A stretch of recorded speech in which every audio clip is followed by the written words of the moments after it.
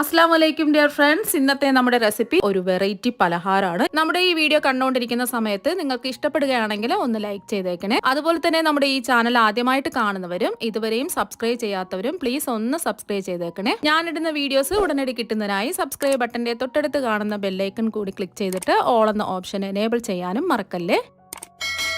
ആദ്യം തന്നെ ഇതിനായിട്ട് ഞാനിവിടെ ഇതുപോലത്തെ 1 കിലോ നല്ല പഴുത്ത തക്കാളിയാണ് എടുത്തിട്ടുള്ളത്. തക്കാളി എടുക്കുമ്പോൾ നല്ല പഴുത്ത തക്കാളി നോക്കി വേണം വാങ്ങാനായിട്ട്. എന്നിട്ട് നല്ലതുപോലെ തക്കാളി കഴുകി വൃത്തിയാക്കി എടുക്കണം. ഇപ്പോൾ വെള്ളത്തിന്റെ ഈർപ്പമുണ്ട്, ഈ തക്കാളിയിലെല്ലാം ഇതുപോലെ വെള്ളത്തിന്റെ ഈർപ്പമുണ്ട്. ഈ വെള്ളത്തിന്റെ ഈർപ്പമൊക്കെ നല്ലതുപോലെ തുടച്ച് മാറ്റണം. ഒരു ടവൽ കൊണ്ടോ കോട്ടൺ തുണി കൊണ്ടോ അല്ലെങ്കിൽ ഒരു ടിഷ്യൂ കൊണ്ടോ നല്ലവണ്ണം എല്ലാ തക്കാളിയുടെയും വെള്ളത്തിന്റെ ഈർപ്പം തുടച്ച് മാറ്റണം. എന്നിട്ട് വേണം ഇത് കട്ട് ചെയ്തെടുക്കാനായിട്ട്. കട്ട് ചെയ്തെടുക്കുമ്പോൾ പ്രത്യേകം ശ്രദ്ധിക്കാം. അപ്പൊ തക്കാളി കട്ട് ചെയ്തെടുക്കുമ്പോൾ ഈ ഭാഗം കട്ട് ചെയ്ത് മാറ്റിയിട്ട് വേണം ഇത് 4 കഷ്ണങ്ങളായിട്ട് കട്ട് ചെയ്തെടുക്കാനായിട്ട്. ഇനി ഇതിന്റെ വെള്ളത്തിന്റെ ഈർപ്പൊക്കെ ഒന്ന് തുടച്ച് മാറ്റാം. എന്നിട്ട് വേണം കട്ട് ചെയ്തെടുക്കാൻ.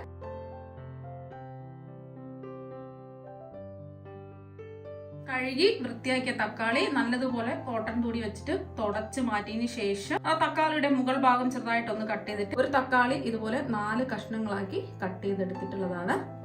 ഒരുപാടങ്ങ് ചെറുതാക്കി കട്ട് ചെയ്യരുത്. ഈ ഒരു വലുപ്പത്തിൽ വേണം കട്ട് ചെയ്തെടുക്കാനായിട്ട്.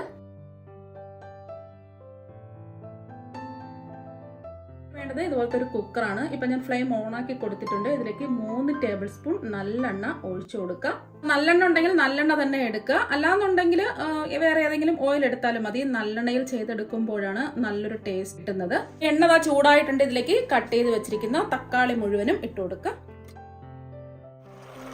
ഇനി ഇതിലേക്ക് ചേർത്ത് കൊടുക്കുന്നത് പുളിയാണ്. പുളി എടുക്കുമ്പോൾ അതിന് കുരുവും അതിന്റെ നാരും എല്ലാം മാറ്റിയിട്ട് വേണം പുളി എടുക്കാനായിട്ട്. ഞാനിപ്പോൾ 100 ഗ്രാം പുളിയാണ് എടുത്തിട്ടുള്ളത്. ഇതിലേക്ക് ഇട്ട് കൊടുക്കാം. ഇനി എല്ലാം ഒന്ന് ഇളക്കി യോജിപ്പിച്ചെടുക്കാം.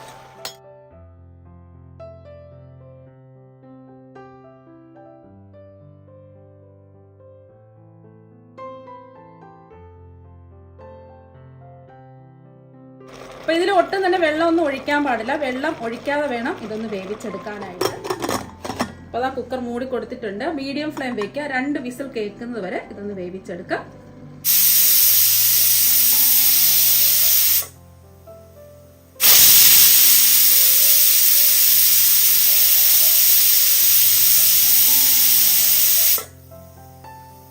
ഇപ്പൊ 2 വിസിൽ കേട്ടതിന് ശേഷം ഫ്ലെയിം ഓഫ് ആക്കി കൊടുത്തിട്ടുണ്ട്. ഇനി ആവി മുഴുവനും ഇത് മാറിയിട്ട് വേണം ഇത് തുറക്കാനായിട്ട്. ആവി മുഴുവനും ഇത് മാറിയിട്ടുണ്ട്.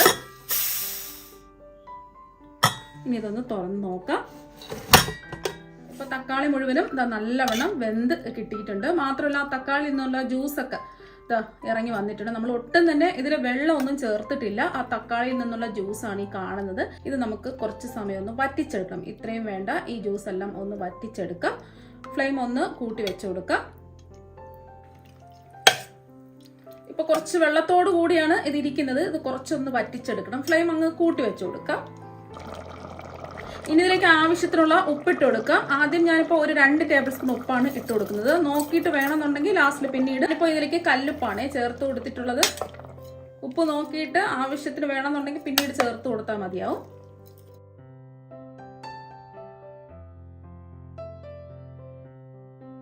വറ്റിച്ചെടുക്കാൻ തുടങ്ങിയിട്ട് ഒരു 5 മിനിറ്റ് ആയിട്ടുണ്ട്.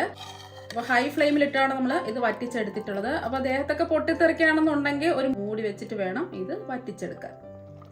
ഇനി ഇതിലേക്ക് ആവശ്യത്തിനുള്ള മുളക് പൊടി ചേർത്ത് കൊടുക്കാം. ഞാനിപ്പോൾ എടുത്തിട്ടുള്ളത് കാശ്മീരി മുളക് പൊടിയാണ്. 250 ml കപ്പിന് 1 കപ്പ് മുളക് പൊടിയാണ് എടുത്തിട്ടുള്ളത്. ഇത് അധികം എരിവില്ലാത്തത് കൊണ്ടാണ് ഞാൻ 1 കപ്പ് എടുത്തിട്ടുള്ളത്. എരിവുള്ള മുളക് പൊടിയൊക്കെ ആണെന്നുണ്ടെങ്കിൽ അവരവരുടെ എരിവിനനുസരിച്ച് മുളക് പൊടി ചേർത്ത് കൊടുക്കുക. 1/2 കപ്പ് മുതൽ 1/4 കപ്പ് വരെ എരിവുള്ള മുളക് പൊടിയാണെന്നുണ്ടെങ്കിൽ ചേർത്ത് കൊടുക്കാവുന്നതാണ്. ഇതിൽ വേറെ നമ്മൾ പച്ചമുളകോ കുരുമുളകോ ഒന്നും ചേർക്കുന്നില്ല. വെറും മുളക് പൊടി മാത്രമേ ചേർക്കുന്നുള്ളൂ. ഇനി ഒന്ന് ഇളക്കി കൊടുത്തതിന് ശേഷം ഫ്ലെയിം ഓഫ് ആക്കാം. ഇനി ഫ്ലെയിം ഓൺ ആക്കി വെച്ച് വറ്റിച്ചെടുക്കേണ്ട ആവശ്യമൊന്നുമില്ല. ജസ്റ്റ് എല്ലാം കൂടിയിട്ട് ഒന്ന് ഇളക്കി കൊടുക്കാം. ഇപ്പൊ എല്ലാം ഒന്ന് ഇളക്കി യോജിപ്പിച്ചെടുത്തിട്ടുണ്ട്. അപ്പൊ നല്ല കുറുകി ഇതാ വന്നിട്ടുണ്ട്. മുളക് പൊടി ഇട്ട് കൊടുത്തതിന് ശേഷം ഞാൻ ഫ്ലെയിം ഓഫ് ആക്കി കൊടുത്തിട്ടുണ്ട്. പിന്നെ ഇത് വറ്റിച്ചെടുക്കേണ്ട ആവശ്യമൊന്നുമില്ല. ഇപ്പൊ അത് നല്ലതുപോലെ കുറുകി വന്നിട്ടുണ്ട്, കണ്ടില്ലേ? അപ്പൊ മുളക് പൊടി ഇട്ട് കൊടുക്കുമ്പോൾ അവരവരുടെ എരിവിനനുസരിച്ച് വേണം മുളക് പൊടി ഇട്ട് കൊടുക്കാനായിട്ട്. ഞാനിപ്പോ എരിവില്ലാത്ത മുളക് പൊടി ആയതുകൊണ്ടാണ് 1 കപ്പ് ചേർത്ത് കൊടുത്തിട്ടുള്ളത്. അപ്പൊ എരിവുള്ള മുളക് പൊടിയാണെന്നുണ്ടെങ്കിൽ 1/2 കപ്പ് ഇട്ട് കൊടുത്ത് നോക്കിയിട്ട് വേണമെന്നുണ്ടെങ്കിൽ കുറച്ചും കൂടെ മുളക് പൊടി ചേർത്ത് കൊടുത്താൽ മതിയാവും. 1/2 കപ്പ് മുതൽ 1/4 കപ്പ് വരെ മുളക് പൊടി ചേർത്ത് കൊടുക്കാവുന്നതാണ്. ഇപ്പൊ ഇത് നല്ല ചൂടാണ്. അപ്പൊ ഇതിന്റെ ചൂട് പൂർണ്ണമായിട്ടും മാറി കിട്ടണം. ചൂടായി കിടക്കുന്ന ഒരു പാനിലേക്ക് 1 ടേബിൾ സ്പൂൺ ഉലുവ ഇട്ട് കൊടുക്കാം. ഇനി ഒരു 2 ടേബിൾ സ്പൂൺ കടുകും കൂടി ഇട്ട് കൊടുക്കാം. ഫ്ലെയിം മീഡിയം ഫ്ലെയിം വെച്ചിട്ട് ഇതൊന്ന് റോസ്റ്റ് ചെയ്തെടുക്കാം. ഇപ്പൊ കടുകെല്ലാം പൊട്ടി ഉലുവയുടെ നിറമൊക്കെ മാറിയിട്ടുണ്ട്. ഇനി ഫ്ലെയിം ഓഫാക്കി ഇത് ചൂട് മാറാനായിട്ട് മാറ്റി വെക്കാം. നമ്മൾ റോസ്റ്റ് ചെയ്ത് വെച്ച കടുകിന്റെയും അതുപോലെ ഉലുവയുടെയും ചൂടൊക്കെ മാറിയിട്ടുണ്ട്. ഇനി മിക്സിയിൽ ചെറിയ ജാറിലേക്ക് ഇത് ഇട്ട് കൊടുക്കാം. ചൂട് മാറിയതിന് ശേഷം മാത്രമേ ഇട്ട് കൊടുക്കാവൂ. ഇനി ഇത് നല്ല ഫൈൻ പൗഡറായിട്ട് ഒന്ന് പൊടിച്ചെടുക്കാം. അപ്പോൾ ഉലുവയും കടുകും നല്ല ഫൈൻ പൗഡറായിട്ട് ഇതാ പൊടിച്ചെടുത്തിട്ടുണ്ട്. ഇപ്പൊ കണ്ടില്ലേ, ഒട്ടും തരിയൊന്നും ഇല്ലാതെ ഈ ഒരു രീതിക്ക് വേണം പൊടിച്ചെടുക്കാൻ. പൊടിച്ചെടുക്കുമ്പോൾ നല്ലൊരു മണമാണ് വരുന്നത്. ഇപ്പൊ ഇതിന്റെ ചൂടെല്ലാം ഇതാ നല്ലതുപോലെ മാറിയിട്ടുണ്ട്.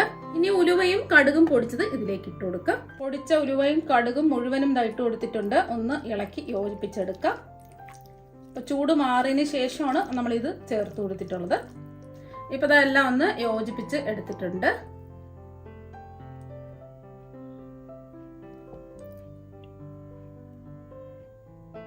തയ്യാറാക്കി വെച്ച മിക്സ് ചൂടെല്ലാം മാറിയിട്ടുണ്ട്. ഇനി മിക്സിയിൽ ഒരു ജാർ എടുക്കുക. ഒട്ടും ഈർപ്പമൊന്നുമില്ലാത്ത ജാറിലേക്ക് വേണം ഇതിട്ട് കൊടുക്കുക.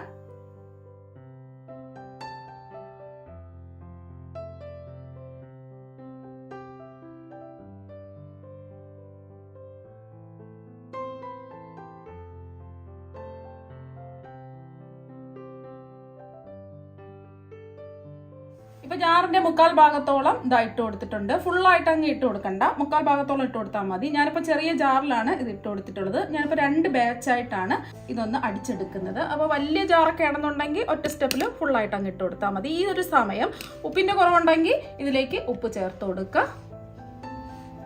ഇതൊന്ന് അടിച്ചെടുക്കാം. ഇപ്പൊ നല്ലതുപോലെ ഒന്ന് അടിച്ചെടുത്തിട്ടുണ്ട്.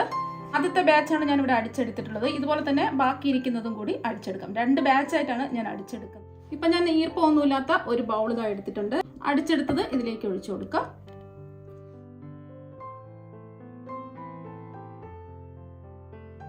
ഇപ്പൊ രണ്ടാമത്തെ ബാച്ചും അടിച്ചെടുത്തിട്ടുണ്ട്. ഇനി ചൂടായി കിടക്കുന്ന ഒരു പാനിലേക്ക് 250 ml കപ്പിന് 1 കപ്പ് നല്ലെണ്ണ തന്നെ ഒഴിച്ചു കൊടുക്കുക. കാരണം എന്ന് വെച്ചാൽ ഇത് ഒരുപാട് ദിവസം കേടുകൂടാതെ ഇരിക്കുന്നതിന് വേണ്ടിയിട്ടാണ് നമ്മൾ ഇതിൽ നല്ലെണ്ണ ചേർത്ത് കൊടുക്കുന്നത്. അത് മാത്രമല്ല ഇതിന് പ്രത്യേക ടേസ്റ്റ് കൊടുക്കുന്നതും നല്ലെണ്ണ ചേർത്ത് കൊടുക്കുമ്പോഴാണ്. നല്ലെണ്ണ ചൂടായിട്ടുണ്ട്. ഇതിലേക്ക് 1 ടേബിൾ സ്പൂൺ മുഴുവൻ ഉഴുന്ന് ഇട്ട് കൊടുക്കുക. 1 ടേബിൾ സ്പൂൺ കടലപ്പരിപ്പും കൂടി ഇട്ട് കൊടുക്കാം. നമ്മള് പായസത്തിനൊക്കെ ഇടില്ലേ, നമ്മള് പ്രഥമനൊക്കെ ഉണ്ടാക്കാൻ എടുക്കുന്ന കടലപ്പരിപ്പാണ് എടുത്തിട്ടുള്ളത്. മീഡിയം ഫ്ലെയിം വെക്കാം. ഇതൊന്ന് ഇളക്കി കൊടുക്കാം. നല്ലെണ്ണ ആയതുകൊണ്ടാണ് ഇതുപോലെ പതഞ്ഞു വരുന്നത്. ഫ്ലെയിം കുറച്ച് വെച്ച് കൊടുക്കാം. എന്നിട്ട് ഒന്ന് ഇളക്കി കൊടുക്കാം. ഇതിന്റെ നിറമൊക്കെ ചെറുതായിട്ടൊന്ന് മാറട്ടെ.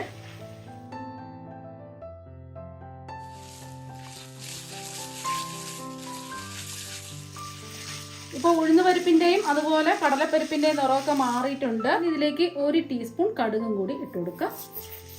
ഈ കടുകെല്ലാം ഒന്ന് പൊട്ടി വരട്ടെ.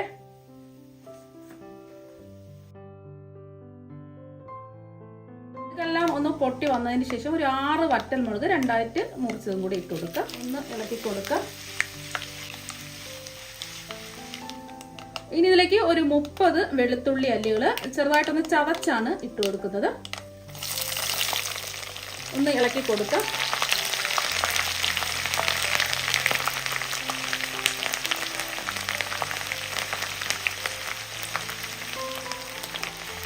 വെളുത്തുള്ളിയുടെ ആ പച്ചമണമൊക്കെ ഒന്ന് മാറി കിട്ടുന്നവരെ ഒന്ന് ഇളക്കി കൊടുക്കാം.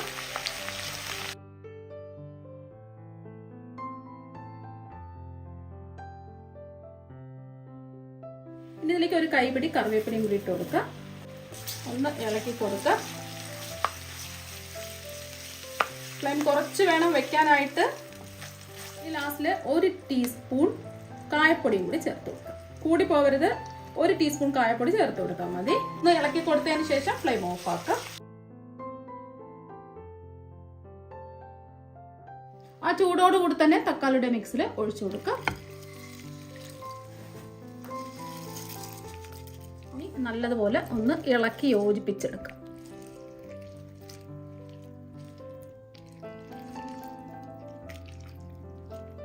നല്ലവണ്ണം ഒന്ന് യോജിപ്പിച്ചെടുക്കാം. ഇതിൽ നിങ്ങൾക്ക് വേണമെന്നുണ്ടെങ്കിൽ 1 ടേബിൾ സ്പൂൺ പഞ്ചസാര ചേർത്ത് കൊടുക്കാം. അല്ലാന്നുണ്ടെങ്കിൽ ടേബിൾ സ്പൂൺ പൊടിച്ച ശർക്കര ചേർത്ത് കൊടുക്കാം. മധുരം ഒന്ന് ബാലൻസ് ചെയ്യാനായിട്ട് വേണമെന്നുണ്ടെങ്കിൽ ചേർത്ത് കൊടുക്കാം. ഞാനിപ്പോൾ അതൊന്നും ചേർക്കുന്നില്ല. ചിലർക്ക് ഈ മധുരം ചേർത്ത് കൊടുക്കുന്നത് അത്ര ഇഷ്ടമല്ല, അതുകൊണ്ട് ഞാൻ ചേർത്ത് കൊടുക്കുന്നില്ല. അപ്പൊ നിങ്ങൾക്ക് മധുരം ബാലൻസ് ചെയ്യാൻ വേണ്ടിയിട്ട് 1 ടേബിൾ സ്പൂൺ പഞ്ചസാരയോ അല്ലെങ്കിൽ ശർക്കരയോ ചേർത്ത് കൊടുക്കാവുന്നതാണ്. അപ്പൊ എല്ലാം ഒന്ന് നന്നായിട്ട് യോജിപ്പിച്ചെടുക്കാം. ഇത് അപ്പത്തിന്റെ കൂടെ, അതുപോലെ ദോശ, ഇഡ്ഡലി, ചോറിന്റെ കൂടെയൊക്കെ കഴിക്കാൻ ബെസ്റ്റ് കോമ്പിനേഷനാണ്. ഇത് 6 മാസമൊക്കെ നമുക്ക് ഫ്രിഡ്ജിൽ സൂക്ഷിക്കാതെ പുറത്ത് തന്നെ സൂക്ഷിച്ച് വെക്കാൻ പറ്റും. കാരണം എന്താ വെച്ചാൽ നമ്മൾ ഇതിൽ മുഴുവനും നല്ലെണ്ണയാണ് ചേർത്ത് കൊടുത്തിട്ടുള്ളത്. ഒട്ടും തന്നെ വെള്ളമൊന്നും ചേർത്ത് കൊടുത്തിട്ടില്ല. ഇത് നല്ല അടിപൊളി ടേസ്റ്റ് ആണ്. പിന്നെ ഇതിന്റെ ചൂടൊന്ന് മാറട്ടെ. നമ്മൾ ചൂടോടുകൂടി ആ താളിച്ചതെല്ലാം ഒഴിച്ചു കൊടുത്തില്ലേ, ഇതിന്റെ ചൂടൊന്ന് മാറട്ടെ. ഇപ്പൊ ഇതിന്റെ ചൂടെല്ലാം നന്നായിട്ട് ഇതാ മാറിയിട്ടുണ്ട്. കണ്ടില്ലേ, ഇതുപോലെ എണ്ണ മുകളിൽ തെളിഞ്ഞു നിൽക്കണം. എന്നാൽ മാത്രമേ ഇത് ഒരുപാട് നാള് കേടുകൂടാതെ ഇരിക്കുകയുള്ളൂ. നമ്മൾ എടുക്കുന്ന സമയത്ത് ഇതുപോലെ എണ്ണ നീക്കി വെച്ചിട്ട് വേണം ഇത് എടുക്കാനായിട്ട്. വിദേശത്ത് പോകുന്നവർക്കും അതുപോലെ തന്നെ ഹോസ്റ്റലിൽ നിന്ന് പഠിക്കുന്ന കുട്ടികൾക്കും അതുപോലെ ദൂരയാത്രയൊക്കെ നമ്മൾ പോകുന്ന സമയത്തൊക്കെ തക്കാളി വില കുറവുള്ള സമയം ഇതുപോലെ ഒന്ന് തയ്യാറാക്കി കൊടുത്ത് അയക്കാവുന്നതാണ്. ഇഡ്ഡലിക്കും ദോശയ്ക്കും കഴിക്കാനായിട്ട് ചമ്മന്തിയുടെയോ സാമ്പാറിന്റെയോ ഒന്നും തന്നെ ആവശ്യമില്ല. ഇത് മാത്രം മതി കഴിക്കാനായിട്ട്. നല്ല അടിപൊളി ടേസ്റ്റ് ആണ്. അത് മാത്രമല്ല, ചോറിന്റെ കൂടെ കഴിക്കാനും വേറെ ഒരു കറിയുടെയും ആവശ്യമില്ല. ചപ്പാത്തി, അപ്പം എന്തിന്റെ കൂടെയും ഇത് കൂട്ടി കഴിക്കാവുന്നതാണ്. രാവിലേക്ക് നമുക്ക് ബ്രേക്ക്ഫാസ്റ്റിന് തിരക്ക് പിടിച്ച സമയങ്ങളിൽ കറിയൊക്കെ ഉണ്ടാക്കുന്നത് പ്രയാസമുള്ള കാര്യമാണ്. അപ്പൊ തക്കാളി വില കുറവുള്ള സമയം പോലെ തക്കാളി വെച്ചിട്ട് ചെയ്ത് വെക്കുകയാണെന്നുണ്ടെങ്കിൽ വേറെ ഒരു കറിയുടെയും ആവശ്യമില്ല. അത് മാത്രമല്ല, ഇത് 6 മാസം വരെ കേടുകൂടാതെ ഇരിക്കുകയും ചെയ്യും. കാരണം എന്ന് വെച്ചാൽ ഇത് നമ്മൾ എണ്ണയിലാണ് തയ്യാറാക്കിയിരിക്കുന്നത്. കാര്യം, എണ്ണ ഇതിന്റെ മുകളിൽ തെളിഞ്ഞു നിൽക്കണം. എന്നാൽ മാത്രമേ ഇത് കേടുകൂടാതെ ഒരുപാട് നാൾ ഇരിക്കുകയുള്ളൂ. ചൂടെല്ലാം നന്നായിട്ട് മാറിയതിന് ശേഷം ഈർപ്പമൊന്നുമില്ലാത്ത ബോട്ടിൽ ഇത് അടച്ചു വെച്ച് സൂക്ഷിക്കാവുന്നതാണ്. ഇത് ഫ്രിഡ്ജിലൊന്നും വെക്കേണ്ട ആവശ്യമൊന്നുമില്ല, പുറത്ത് തന്നെ വെച്ചിരുന്നാൽ മതിയാവും. നമ്മളിത് ബോട്ടിൽ നിന്നും എടുക്കുന്ന സമയം തെളിഞ്ഞു നിൽക്കുന്ന എണ്ണ ഒരു സ്പൂൺ വെച്ച് നീക്കിയിട്ട് മാത്രം എടുക്കുക. ഈർപ്പമൊന്നുമില്ലാത്ത ഡ്രൈ ആയിട്ടുള്ള സ്പൂൺ വേണം ഇതിനായിട്ട് എടുക്കാൻ. അതുപോലെ കൈയൊന്നും ഇട്ട് എടുക്കരുത്. അതൊക്കെ ഒന്ന് പ്രത്യേകം ശ്രദ്ധിക്കുക. എണ്ണ തെളിഞ്ഞ് മുകളിൽ നിൽക്കണം. ഇങ്ങനെ 2-3 കാര്യങ്ങൾ ശ്രദ്ധിച്ചാൽ മാത്രമേ 6 മാസം വരെ ഇത് കേടുകൂടാതെ ഇരിക്കുകയുള്ളൂ. ഇത് ഇരിക്കും തോറും ഇതിന്റെ കളറും കൂടും, അതുപോലെ തന്നെ നല്ല അടിപൊളി ടേസ്റ്റും ആയിരിക്കും. ഇതിന്റെ ടേസ്റ്റ് പറഞ്ഞറിയിക്കാൻ പറ്റില്ല. നല്ല അടിപൊളി ടേസ്റ്റ് ആണ് കഴിക്കാനായിട്ട്. വേറെ ഒരു കറിയുടെയും ആവശ്യമില്ല. അപ്പൊ നിങ്ങൾ തക്കാളി വില കുറവുള്ള സമയം ഇതുപോലെ ഒരു പ്രാവശ്യം ഒന്ന് ട്രൈ ചെയ്ത് നോക്കാം. തീർച്ചയായും എല്ലാവർക്കും ഒരുപോലെ ഇഷ്ടമാകും. അപ്പൊ നമുക്ക് മറ്റൊരു വെറൈറ്റി വീഡിയോ ആയിട്ട് വീണ്ടും കാണാം. താങ്ക്